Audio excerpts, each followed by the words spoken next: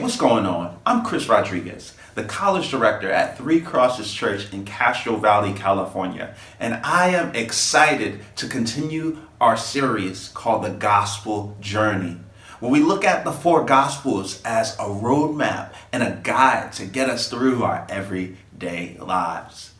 This week, we're looking at the Gospel of Matthew and his mountain of change. You know, as I was preparing and studying for this, I thought about how fascinated we are with mountains. Last year, my wife and I, we took a trip to Peru to hike Machu Picchu. And when we got there, we found out that there was a mountain that was a little more strenuous than Machu Picchu, called Rainbow Mountain. So we thought, we're young, we're vibrant, we're healthy, we can do this. But what we didn't know is that this mountain would be one of the hardest things we've ever done in our lives. You see, because Rainbow Mountain is about 17,000 feet above sea level. That's about the equivalent to Mount Everest base camp. So as we started going, we were going slow and we tried to catch our breaths, but we just couldn't breathe. And our hearts were beating fast and we're like, oh my goodness, are we going to die? But we made it to the top. And though it was hard, it was breathtaking. It was like nothing I had ever seen. I don't know what it is about mountains. Maybe it is that the difficulty that it takes to climb it. Or maybe it's the awe that it inspires. But for the Jewish people, mountains were a central part of their faith. You see, because they knew that mountains were the place that people spoke to God. Like Moses, when he goes to Mount Sinai and he gets the 10 Commandments and all of the instructions to leading the people of Israel. Or Elijah, when he goes on Mount Carmel and calls down fire from heaven against the prophets of Baal. Or Abraham, when he goes to Mount Moriah to sacrifice his beloved son Isaac.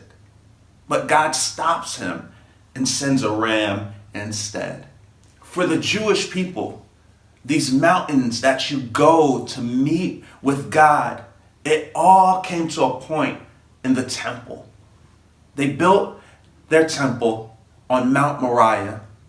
And in the temple, the priest would go into the deepest, most holiest place, and he'd bring offerings to God for the people and prayers for the people.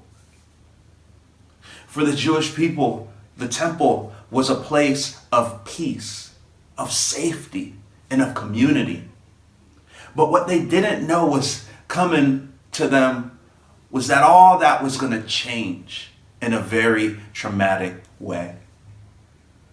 See, because one day a new Roman emperor came into power and he decided that he wanted to show his might and dominance and that the Israelites would be the ones that would experience that. So what he did is one day he decided to march into Jerusalem with an army and he destroys their temple, leaving only one wall. And then he murders all of their priests. So now the Jewish people, they don't have anybody to go to God on their behalf. And they don't have a place to worship and fellowship. When Matthew writes his gospel, he has these events in mind.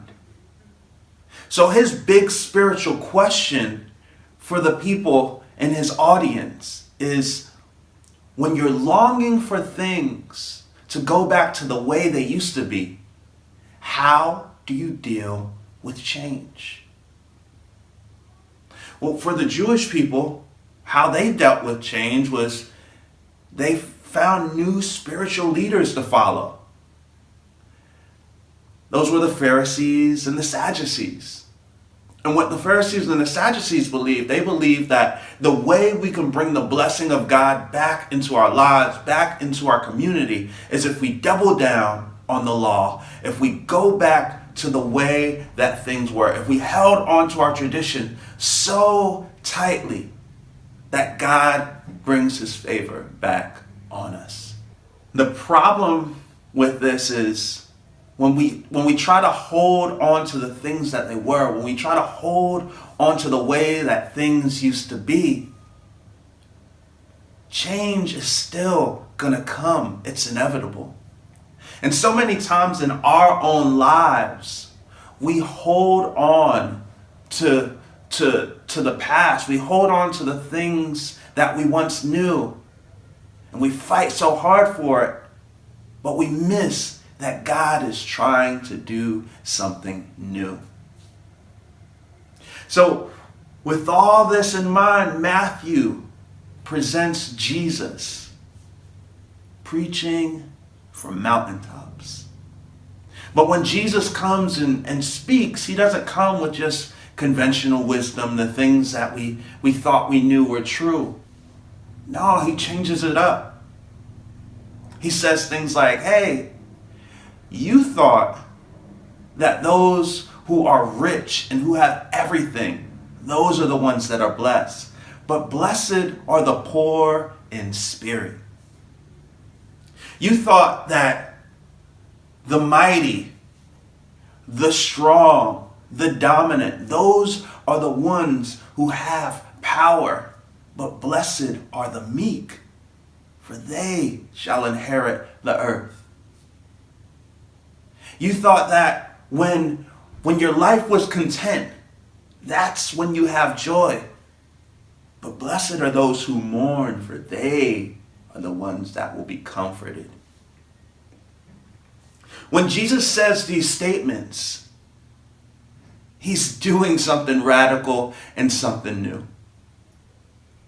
He's saying, hey, your faith, I know it has been attached to these mountains. I know it has been attached to this building, but God is not just stuck on a mountain. He's not just locked in a building.